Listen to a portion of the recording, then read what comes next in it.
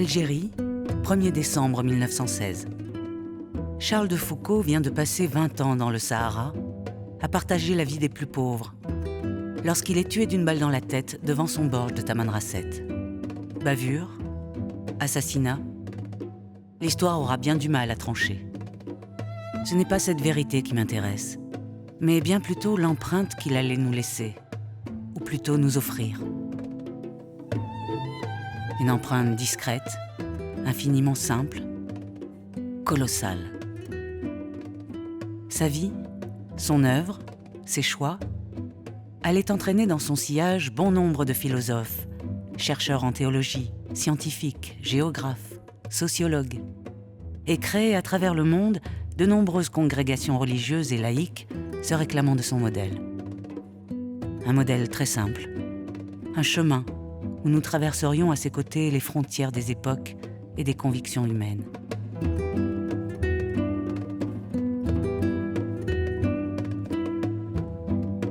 Je crois que je dois toute ma vie spirituelle à Charles de Foucault.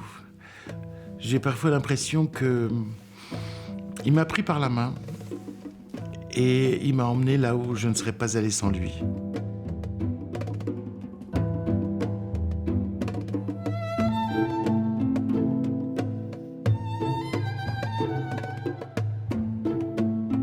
En fait, Charles de Foucault nous dit « Engagez-vous dans une voie où vous devenez plus humain ». Et comment devenir plus humain ? Je crois que c'est vraiment ça le fond de son message.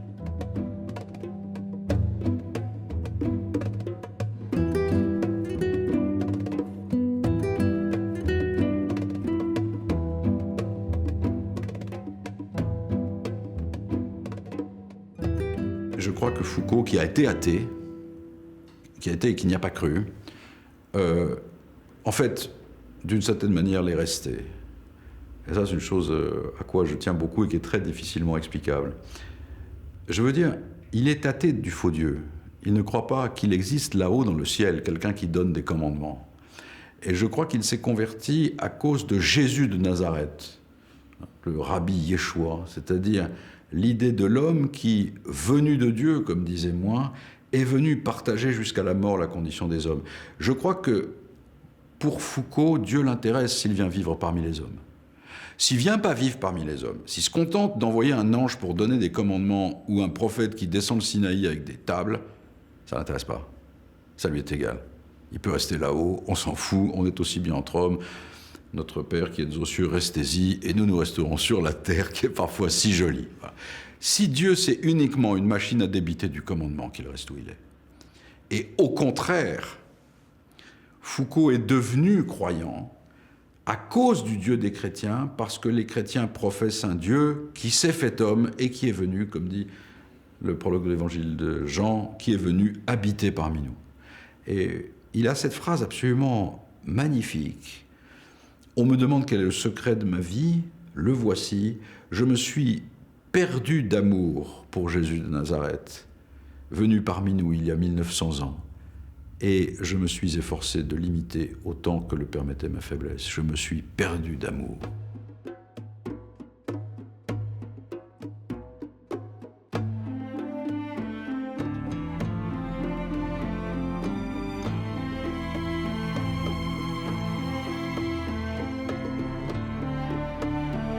Pour moi, chercher toujours la dernière des dernières places, pour être aussi petit que mon maître, pour être avec lui, pour marcher derrière lui, pas à pas, en fidèle domestique, fidèle disciple, pour vivre avec mon Dieu qui a vécu ainsi toute sa vie et m'en donne un tel exemple dans sa naissance.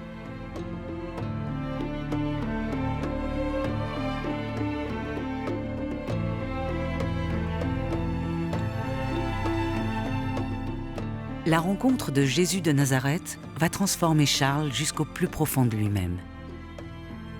Lors de son long séjour au Maroc et en Algérie, il avait découvert un autre monde possible, tellement loin des apparences sociales.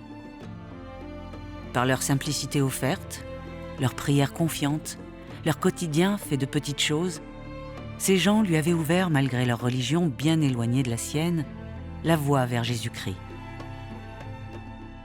Phrase après phrase, mot après mot, l'Évangile lui montrait la voie de l'amour totalement désintéressé, explosant les frontières de la bienséance et des hypocrisies pour aller se nicher vers l'essentiel, le cœur des hommes. Charles de Foucault parvenait enfin à discerner en lui toute la puissance du message de Dieu. Pour moi, le mystère, quelque part, qui reste encore un mystère de Charles de Foucault, c'est à partir du moment où il est devenu petit parmi les petits, c'est-à-dire pas du tout exceptionnel pour le monde d'Algérie et de Tamanrasset où il était, qu'il a eu une métamorphose et qu'il avait vraiment vécu une métamorphose de première grandeur, quoi. Vous voyez, c'est peut-être que certains ont plus de capacité que d'autres, bien sûr, dans l'existence, capacité intellectuelle, physique, morale. Mais c'est le cœur de l'homme lorsqu'il entre dans cette humilité qui n'est pas une humilité pour disparaître, qui est une humilité pour reconnaître qu'à la fois il est habité d'une puissance de vie extraordinaire et qu'il est très vulnérable. Mais c'est dans cette entrée-là que les métamorphoses ont lieu, quelle que soit la condition sociale. Et c'est un appel pour tout le monde et un appel pour construire une vraie vie ensemble qui respecte profondément le plus petit, non pas comme un slogan, mais comme un chemin. Hein. Évidemment, vous doutez que je pense à cette phrase de Jésus dans l'évangile de Matthieu, quoi. Ce que vous faites au plus petit d'entre les miens, c'est à moi que vous le faites. Charles de Foucault, comme beaucoup d'autres, il incarne cette rencontre, et cette rencontre, elle est possible à tous les coins de rue, j'allais dire, pour tous.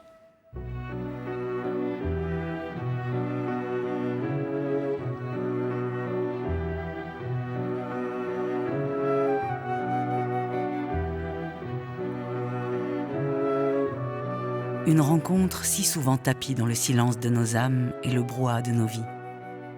Une rencontre imprévisible, infinie, définitive, qui avait transporté les pas de Charles de Foucault jusqu'au Tassili du Hogar. Dans ce monde minéral, hostile, majestueux, où il avait côtoyé tant d'âmes délicates.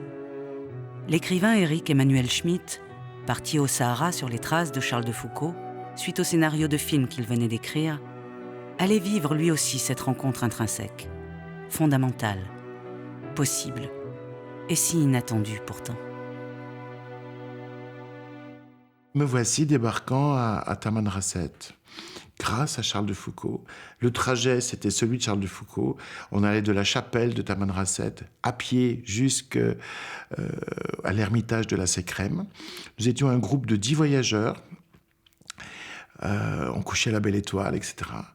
Et donc, sur ce chemin qui était motivé par Charles de Foucault, je me perds d'une façon qui aurait pu être dramatique. Je suis perdu une 30aine d'heures, sans rien à boire, sans rien à manger, dans le massif du Hogar. Et je vis là la plus belle expérience de ma vie, une nuit mystique.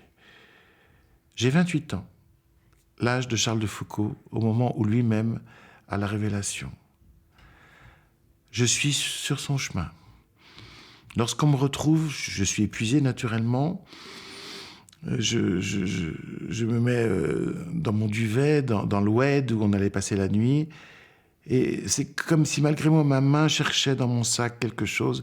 Elle ressort un texte que j'avais recopié plusieurs mois avant à la bibliothèque Sainte-Geneviève, la prière d'abandon de Charles de Foucault. Je l'avais recopié parce que je n'y comprenais rien. Je me disais, ça c'est extrêmement exotique pour moi, ça doit être le secret. Si un jour j'arrive à comprendre cette prière, j'aurais compris l'homme sur lequel j'ai écrit un film. Et tout d'un coup, cette prière d'abandon, j'en saisis chaque mot. C'est comme si j'étais une éponge qui retrouvait de l'eau. C'est exactement ce que j'ai vécu, c'est exactement ce que j'ai à dire, c'est exactement mon rapport désormais à l'univers.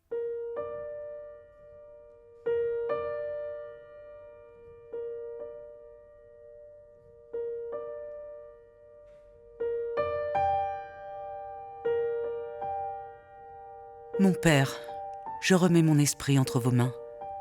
C'est la dernière prière de notre Maître, de notre bien-aimé. Puisse-t-elle être la nôtre, et qu'elle soit non seulement celle de notre dernier instant, mais celle de tous nos instants. Mon Père, je me remets entre vos mains. Mon Père, je me confie à vous. Mon Père, je m'abandonne à vous. Simple, absolu, limpide, les mots de sa prière me transportent, m'interpellent, m'interrogent, me rassurent, me dérangent. Mon Père, faites de moi ce qu'il vous plaira. Quoi que vous fassiez de moi, je vous remercie. Merci de tout. Je suis prêt à tout. J'accepte tout. Comment imaginer, concevoir, accepter un tel abandon de soi? Mais était-ce un abandon ou bien plutôt des retrouvailles? Lors de sa toute petite enfance, Charles, très proche de sa mère, récitait chaque matin une prière pour protéger sa sœur, ses parents, ses grands-parents. Mais à l'âge de 6 ans, lui et sa petite sœur Mimi sont orphelins. Recueillis par leur grand-père, ils continuent une vie paisible auprès de cet homme bon et fortuné. Passionné par les livres, Charles abandonne peu à peu les lectures pieuses et s'éloigne radicalement de la foi. Il entre à l'école militaire et en ressort officier 2 années plus tard. Son grand-père bien-aimé est mort et lui a légué sa fortune. Perdu, en recherche de vie, d'excès, d'abîmes, Charles s'enfouit dans les fêtes et la nourriture. Il lui arrive même de se relever la nuit pour manger du foie gras. Ses amis le surnomment le Gros Foucault. Il est méprisé par ses camarades de promotion, il est méprisé par les officiers qui sont ses supérieurs. On le note avec cette notation magnifique qu'on rêverait d'avoir ensuite quand on est devenu Charles de Foucault, n'a pas le sentiment du devoir. C'est merveilleux, enfin, quand on voit ce qu'il est devenu ensuite. N'a pas le sentiment du devoir. Et en effet, il n'avait pas le sentiment du devoir. Il avait le sentiment de tout à fait autre chose. Et pendant qu'il est dans cette perte de lui-même, tout d'un coup, il s'en va. Il déserte. Et on le retrouve au bout d'1 semaine. C'est quand même un élève officier de l'école de cavalerie. On lance les brigades de gendarmerie. Il est déguisé en mendiant et il mendie son pain dans les fermes du Maine-et-Loire.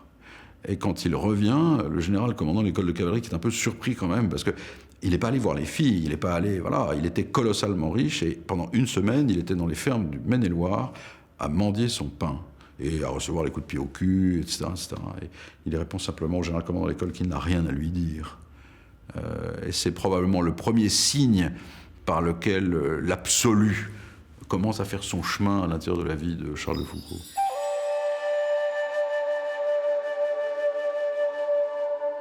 Insondable regard, derrière lequel il est bien délicat de poser des mots justes.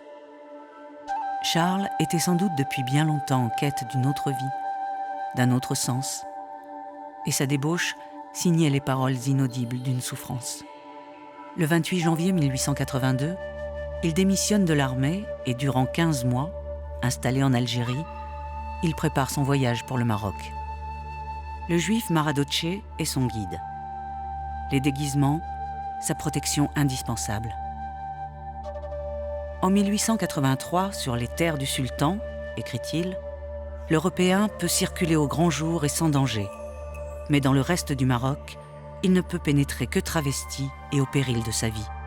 Il y est regardé comme un espion et serait massacré s'il était reconnu. Charles va parcourir plus de 3000 km au Maroc, la plupart du temps déguisé.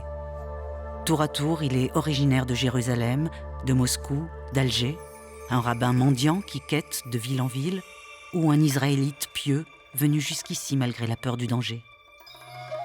Pas après pas, il relève méticuleusement, sur un étroit cahier dissimulé au creux de sa main et sous les amples vêtements, les données géographiques et topographiques les plus précises. Chaque changement de direction accompagné de visée à la boussole, chaque accident de terrain, chaque point barométrique sont mentionnés. Unanimement salué par les scientifiques de l'époque, son livre, La reconnaissance du Maroc, demeure jusqu'à aujourd'hui une référence. Mais la découverte de Charles est bien plus profonde. L'islam a produit en moi un profond bouleversement. La vue de cette foi de ces âmes vivant dans la continuelle présence de Dieu, m'a fait entrevoir quelque chose de plus vrai que les occupations mondaines. Je me suis mis à étudier l'islam, puis la Bible, et la grâce de Dieu agissant, la foi de mon enfance s'est trouvée affermie et renouvelée. Nous ne lisons pas de livres profanes, mais votre livre n'est pas un livre profane. En m'apprenant à mieux connaître les musulmans que j'aime de tout mon cœur, il me rendra plus capable de leur faire du bien, ce qui est mon si ardent désir.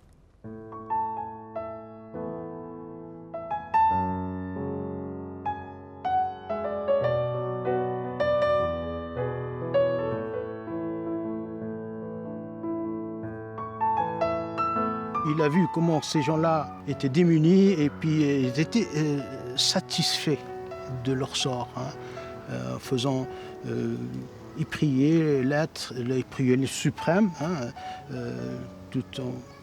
et ils étaient heureux. L'islam a aidé en quelque sorte Charles de Foucault à se mettre sur la voie de l'entraide et de la compréhension et de se rapprocher vers le suprême.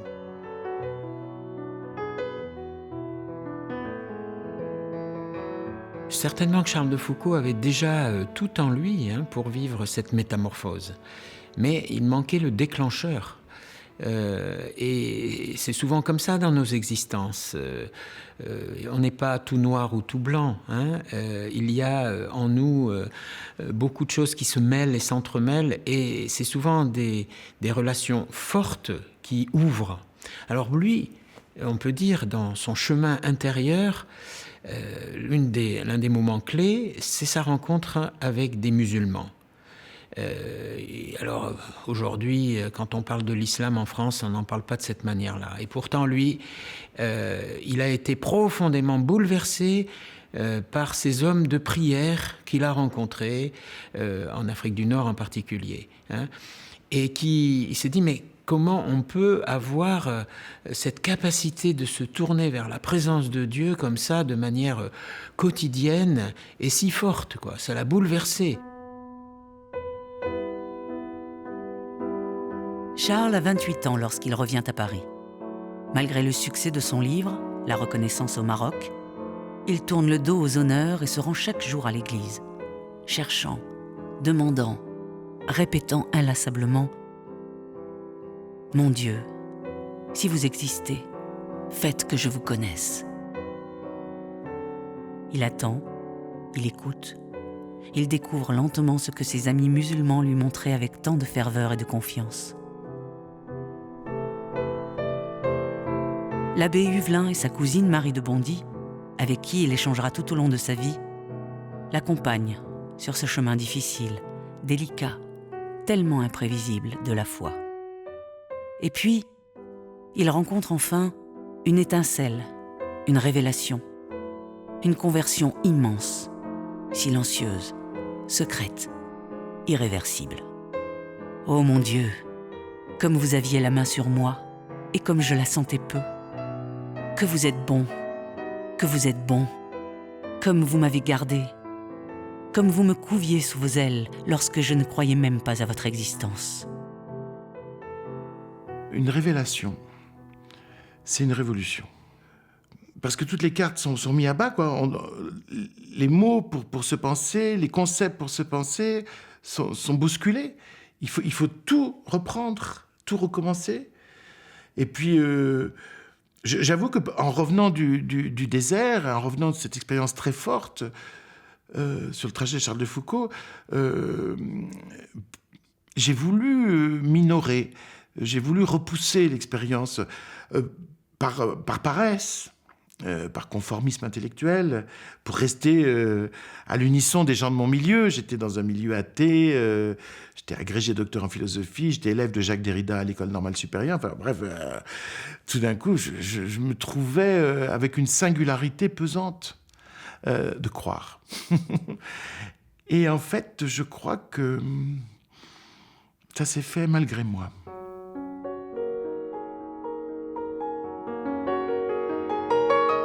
Avec la confiance d'un enfant, Charles part rejoindre sa nouvelle vie chez les trappistes. Nous sommes le 15 janvier 1890. Il a tout quitté. Sa famille, sa richesse, ses souvenirs, ses doutes, son histoire. La route qui s'ouvre devant lui ressemble à un océan. Auprès des moines de Notre-Dame-des-Neiges, il espère retrouver l'extrême pauvreté de son maître, son tuteur, son phare. Sa nouvelle vie ne sera que prière et soumission à l'ordre austère des trappistes. Un chant de silence et de prière qui ramène à l'essentiel, à l'intérieur, au monde.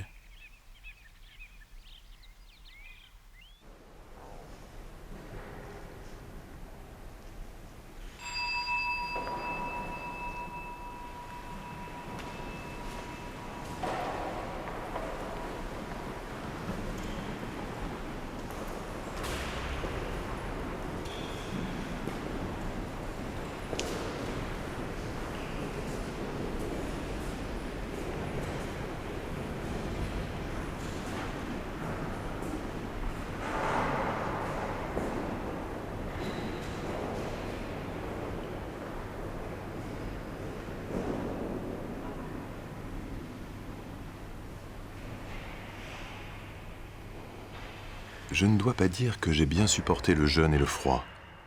Je ne les ai pas sentis.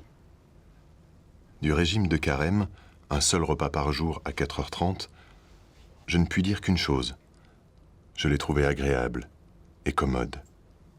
Et je n'ai pas senti la faim un seul jour. Le bon Dieu me soutient encore plus. Cet état est trop inattendu pour que je puisse l'attribuer à un autre qu'à lui. Qu'est-ce que cette paix, cette consolation?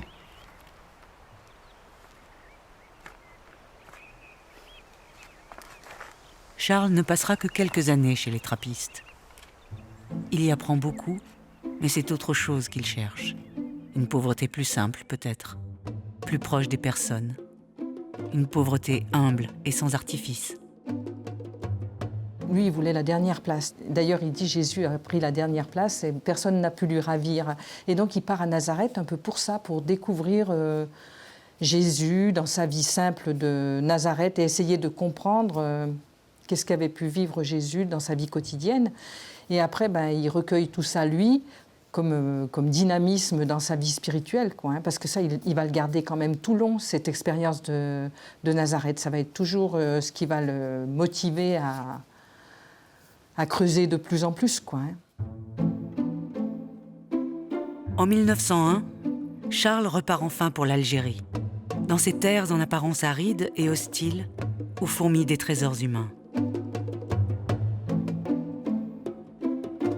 C'est son ami militaire, le commandant Lapérine, qui l'a rappelé, voyant en Charles un homme capable de civiliser et d'évangéliser dans la confiance les populations locales. Mais Charles est très vite loin de toute démarche d'évangélisation. Ce qui l'intéresse, jusqu'au plus profond de son être, c'est de partager la vie des gens, de vivre simplement au milieu d'eux, comme eux. Avec les ouvriers locaux, il se construit un petit logement et souhaite devenir le frère universel. Un frère, juste un frère. Un frère en humanité, qui partage les soucis et les joies quotidiennes. Au fur et à mesure qu'il a avancé, il s'est humanisé. S'il fallait une image pour le définir comme il m'apparaît à moi, c'est un peu l'image de l'explorateur. Il a fait cette exploration au Maroc, pour laquelle il s'est préparé sérieusement. Puis je suppose, j'ai jamais fait d'exploration, mais je suppose qu'un explorateur il prépare, et puis il se lance, et puis il y a plein de chemins nouveaux, inconnus, qu'il faut qu'il parcourt. Et je crois qu'il a fait ça pour beaucoup de choses. Il est rentré à la trappe, mais il s'est laissé conduire, et puis il en est sorti parce que d'autres chemins se sont ouverts. Il a exploré des chemins de la prière, il a exploré une manière d'être avec les gens. Il est en recherche. Hein, il est passé au Maroc, il a terminé sa vie en Algérie, mais il est allé au Proche-Orient, il est allé à Notre-Dame-des-Neiges, et on sent que à partir de ce moment de sa jeunesse où tout à coup il se dit non, là j'étais parti sur une certaine route, mais elle ne me convient pas.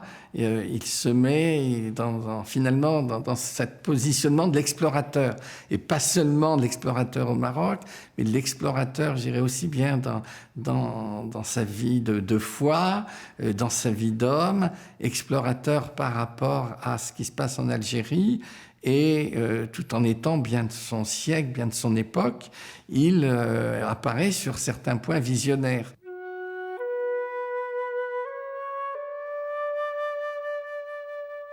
Charles regardera toujours les âmes fières et intègres cachées derrière les hommes vaincus.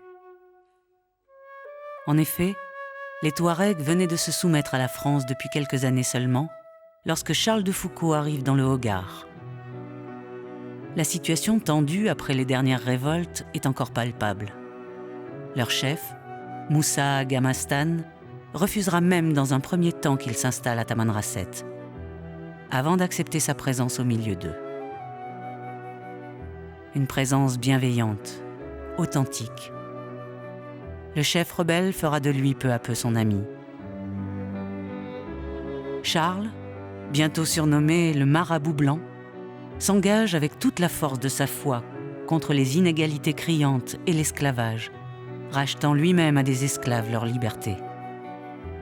Il sait combien la considération de l'autre, quelles que soient ses convictions intimes et son histoire, est la clé absolue de la paix entre les hommes. À l'époque, le Sahara a été considéré comme une mer intérieure où il n'y a pas de vie et puis il n'y aura jamais de vie. Bon, Charles de Foucauld, quand il est arrivé, il a fait toucher du doigt les politiques de l'époque, que dans ces espaces où il pensait qu'il n'y a pas de vie et puis qu'il n'y aurait pas de vie, il y a des sociétés organisées et qui vivent. Donc c'est déjà beaucoup. Le Touet est vraiment un beau pays, qui peut beaucoup gagner, et qui gagnera s'il est bien administré.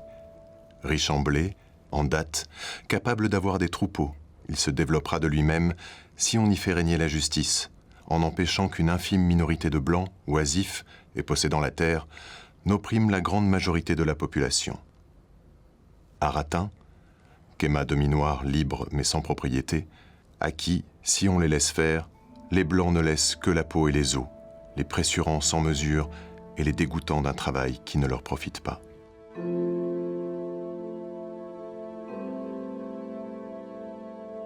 Et il faut situer les choses en leur temps, à l'époque où ils pensaient qu'il y avait quand même des races supérieures et des races inférieures. Il faut situer les choses à ce moment-là. Donc Charles de Foucauld avec, je sais pas, d'autres à l'époque, on fait toucher du doigt les politiciens de l'époque qu'il y a une seule race humaine qui est la même. Et il y a une évolution des populations, évolution des tribus, etc. Et puis, lui, c'était comment créer cette synergie entre les populations de la planète pour comment on peut dire, construire le monde de paix dont on aspire tous.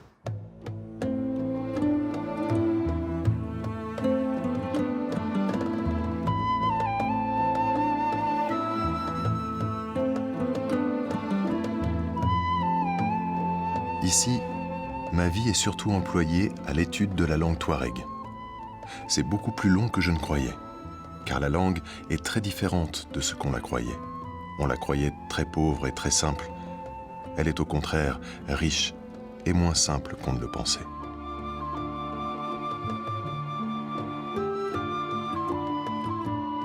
Durant des jours, des nuits, des années, Charles entreprend un travail gigantesque, presque inimaginable au dire des plus grands linguistes de notre temps. En plus de la traduction du Nouveau Testament en touareg, il s'attelle au dictionnaire français touareg et au dictionnaire abrégé des noms propres. Rédige des notes pour servir à un essai de grammaire touareg, recueille et traduit des poésies et des textes en prose, avec la précision d'un orfèvre il écoute, décortique, illustre par ses dessins.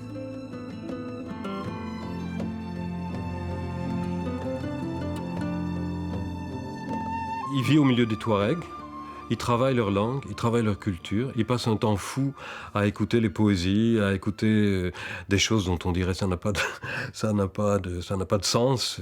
Oui, ça a du sens. Parce que c'est ça qui fait la culture des gens, c'est ça qui est derrière leur manière de penser, c'est ça qu'ils trouvent beau. Simplement regarder ce que l'autre y trouve beau pour pouvoir cheminer avec lui en vérité. Et pas d'abord amener ce que moi je trouve beau.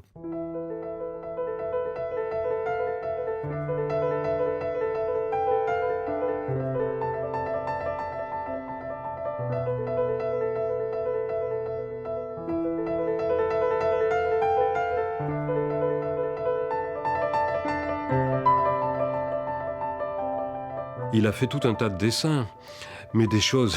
Il y a un dessin qui est très connu, qui est publié dans tous les différentes traits de la coiffure d'une femme touareg. Elle doit avoir des tresses, je pense. Et donc, comment c'est dessiné Mais c'est impressionnant. On dit, mais pourquoi il s'est intéressé à ça ? Par exemple, dans le dictionnaire, il y a un moment où il a repéré, je crois, les 17 manières, nuances différentes de brun du pelage d'un chameau que les Touaregs emploient. Mais ça veut dire qu'il a écouté la patience qu'il lui a fallu pour pouvoir, je ne sais plus si c'est 7 ou 17, mais même si c'est 7, pour pouvoir repérer ces nuances, pour pouvoir les faire préciser, pour pouvoir essayer, lui, de les traduire, donc de bien comprendre. Et puis sur le brin d'un chameau, quoi. Ça sert à quoi le brin d'un chameau ? Rien du tout. Sauf à mettre en valeur qu'il y a une richesse de langue, il y a une richesse de culture, il y a une richesse liée à leur vie.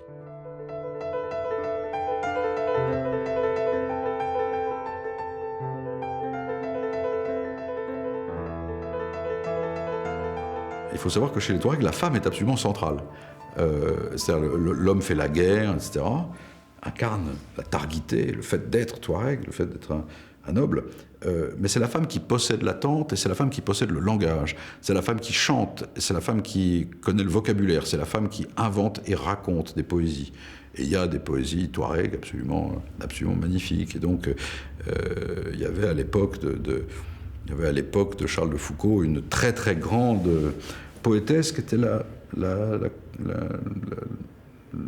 cousine de Moussa Gamastan, la ménocale des Touaregs, et qui a été une des plus grandes poétesses de son temps. Et c'était elle d'ailleurs, elle racontait des poèmes. C'est une femme qui avait été très très très belle, et elle racontait des poèmes à Charles de Foucault qui notait ses poèmes. Et quand Foucault a été assassiné, elle s'est couvert la tête, elle a marché sur la cendre. Et elle n'est plus sortie de sa tente jusqu'à sa mort en déclarant de tous les croyants, frère Charles est monté au paradis sans jugement. Avait-elle déjà reconnu en Charles un vrai témoin du vivre ensemble ?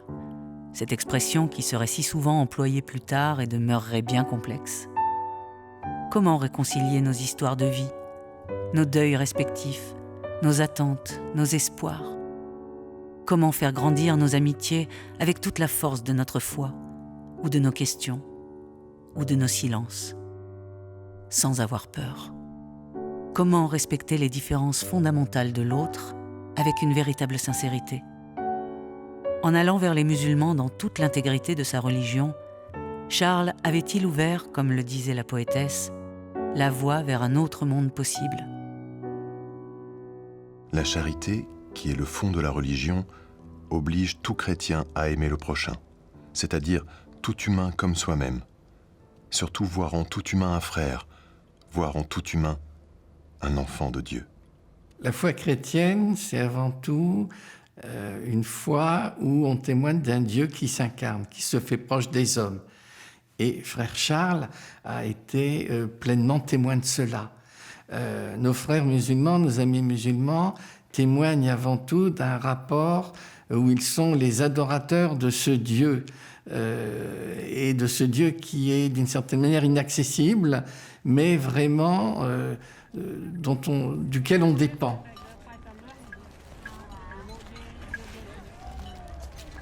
Personne n'a la vérité. Or, Dieu seul, ou le Christ, dit « Je suis le chemin, la vérité et la vie ».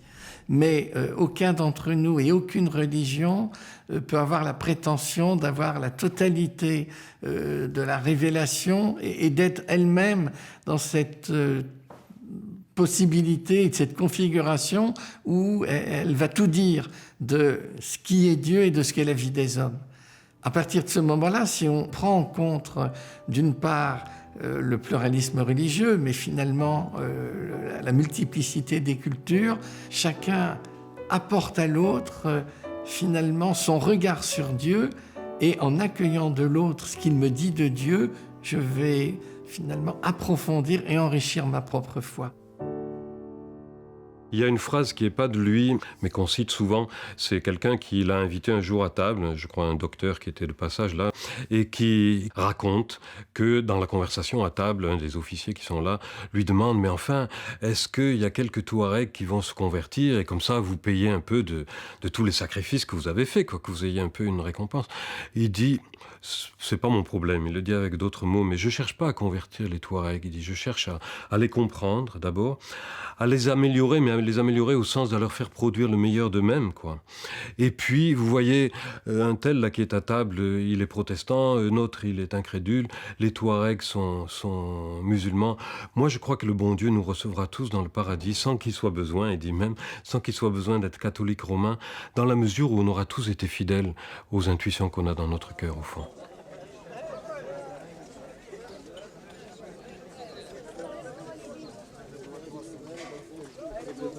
Charles de Foucault, c'est un être universel. Et il veut que tout ce qui est, on est d'accord avec, et tout ce qu'on n'est pas d'accord, on le laisse à Dieu. Que ce soit qu'il y ait un désaccord entre les traditions judaïques et les traditions chrétiennes, on les laisse à Dieu. Les différences qu'il y a entre le judaïsme, le christianisme et l'islam, on laisse à Dieu. Je ne vois pas pourquoi on va se chamailler ou s'entretuer sur cette planète Terre. Le Suprême nous a dit, vous êtes là, il nous a envoyés sur cette Terre pour l'aménager et la laisser propre pour les générations futures. Très respectueux des traditions musulmanes, Charles garde pourtant une fidélité absolue au rite de son Église. C'est ainsi qu'il se retrouvera un soir de Noël sans pouvoir célébrer l'Eucharistie, car il n'y a personne avec lui, comme l'exigeait alors la règle de l'époque. Ce sera pour lui une épreuve profondément douloureuse. Il est là-bas à la Sécrème et il voudrait célébrer la messe de Noël, qui est pour lui quelque chose de considérable. Et il est là dans son fortin désert et il ne peut pas la célébrer. Il a l'interdiction de venir la célébrer. Et il écrit à un de ses amis qui est resté à Alger jusqu'au bout. J'ai espéré qu'il viendrait quelqu'un. C'est une phrase absolument poignante.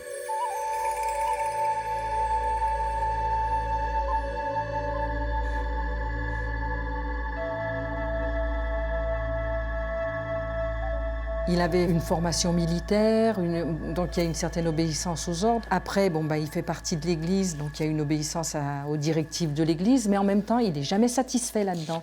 Il a toujours besoin de chercher plus et plus loin.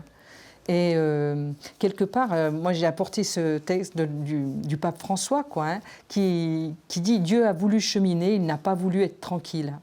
Cheminer, c'est franchir des frontières, sortir, ouvrir des portes et chercher des voies. Cheminer, c'est ne pas être assis, installé dans le mauvais sens du terme. Et je crois que c'est bien ça, Charles de Foucault, il ne s'est jamais vraiment installé. Il a toujours été en chemin vers un plus qui lui était impérieux à lui,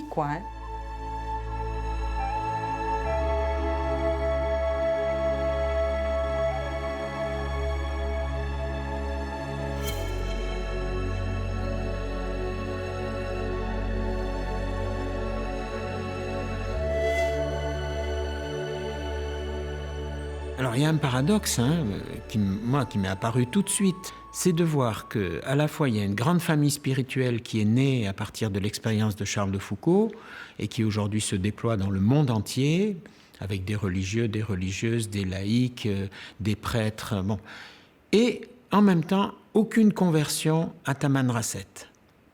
Et ça, je pense que c'est quelque chose qui doit aussi nous interpeller fortement. Lui-même, Charles de Foucauld, pensait qu'il allait convertir les musulmans au début de son périple. Hein.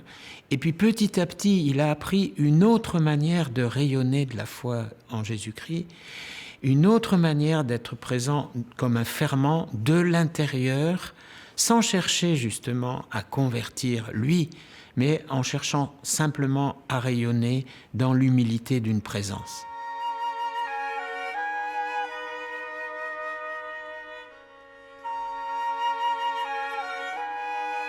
Dispersées à travers le monde, les fraternités de la famille spirituelle Charles de Foucauld suivent son exemple, partageant le quotidien des personnes en travaillant à leur côté.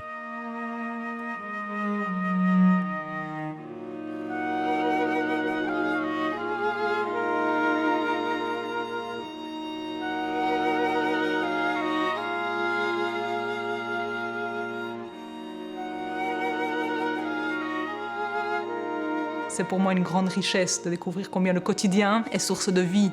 Et pour moi, ça c'est aussi une des choses qui m'a vraiment attirée chez Charles de Foucauld, cette idée que la vie quotidienne a de la valeur.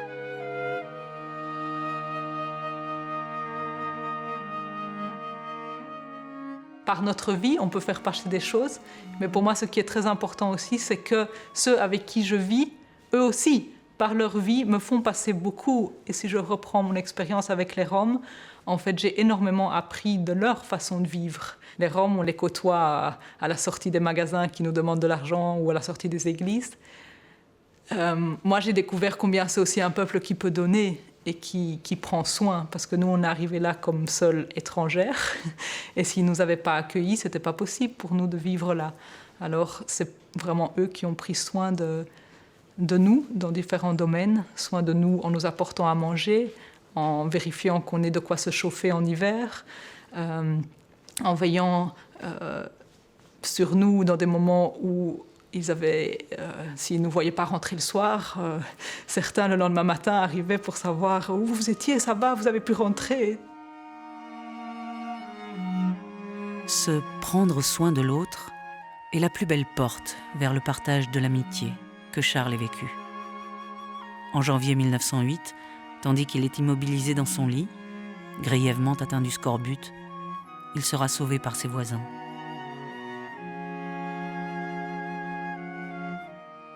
À ce moment-là, il était malade, un peu grave, et il a reçu le lait des voisins. Alors, pour ça, il est sauvé.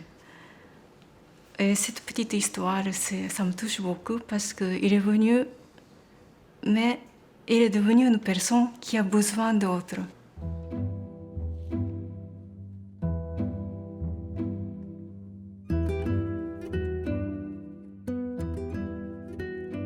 Je ne suis pas allée pour apporter quelque chose, mais pour recevoir et pour découvrir ensemble. C'est quand même un pays où un peuple qui est croyante. Alors, être priante avec les priants, ça m'a beaucoup apporté. Oui.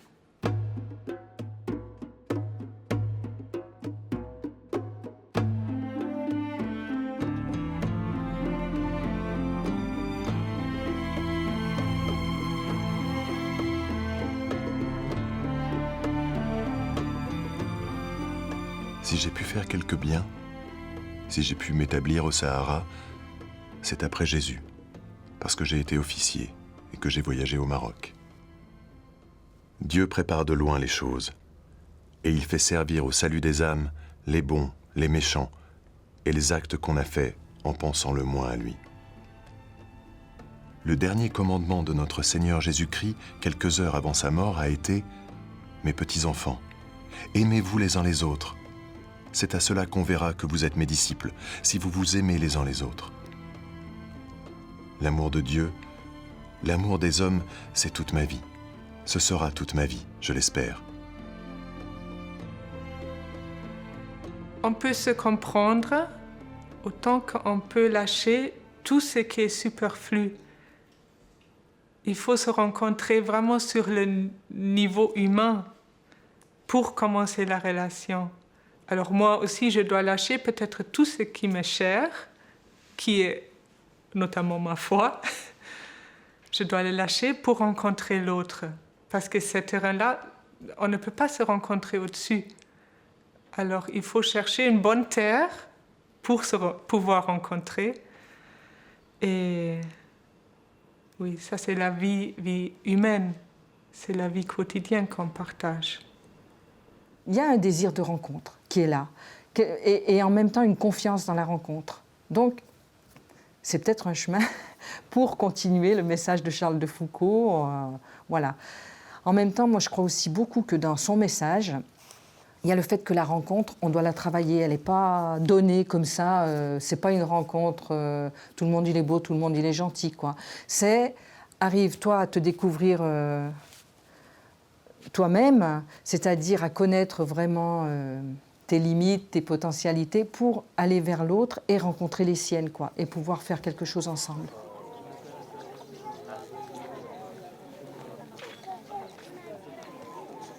La rencontre, c'est d'abord l'amitié. C'est peut-être en fait la clé de ce qu'il nous montre. Et ça peut sauver le monde. Ça veut dire des rencontres face à face. Et quand on est face à face, ça brise des murs. Et puis aussi, ça veut dire aussi des rencontres avec le cœur, c'est-à-dire révéler dans l'autre, au moment de la rencontre, la beauté et la puissance de la personne. Et c'est... Si on faisait ça, il n'y aurait pas de conflit.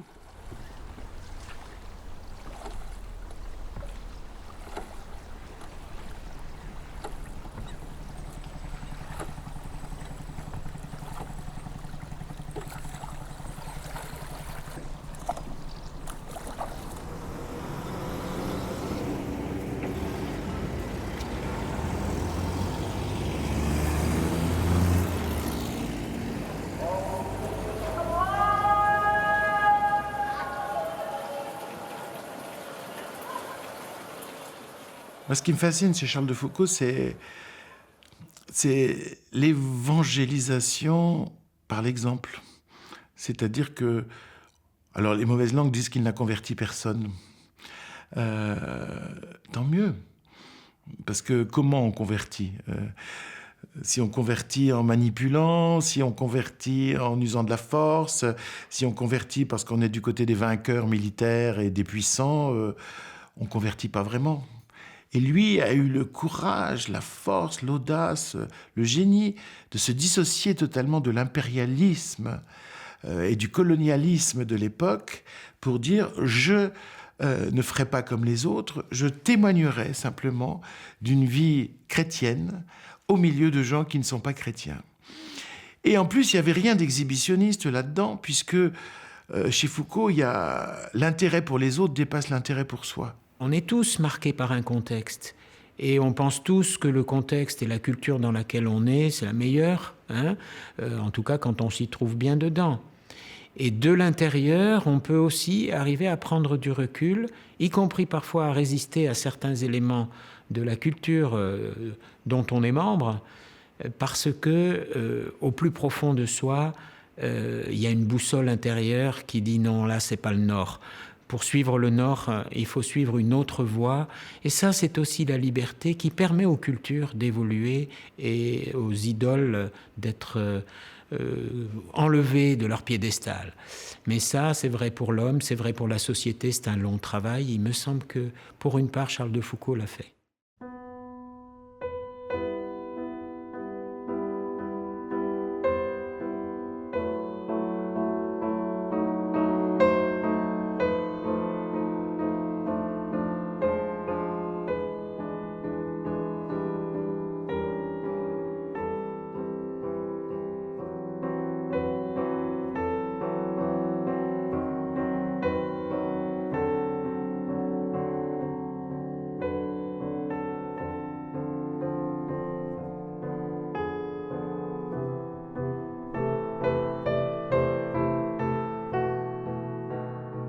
Ce qui est touchant chez Foucault, comme chez les très grands saints, comme chez saint François de Sales, comme chez Ignace, comme chez saint François d'Assise, c'est qu'au fond, on peut dire que... Alors, je pense que lui-même n'aurait jamais accepté qu'on dise ça, mais c'est la délicatesse même du Christ. qui dans l'Évangile rencontre quelqu'un d'affligé de 1000 maladies, ne lui dit pas je vais te guérir, qui lui demande veux-tu guérir? Une des phrases les plus mystérieuses, les plus respectueuses de la liberté de l'homme. On ne lui dit pas à l'homme fais ceci ou fais cela. On ne le guérit même pas. On lui demande veux-tu guérir? Et c'est quand l'homme dit oui, je veux bien, qu'il se passe quelque chose.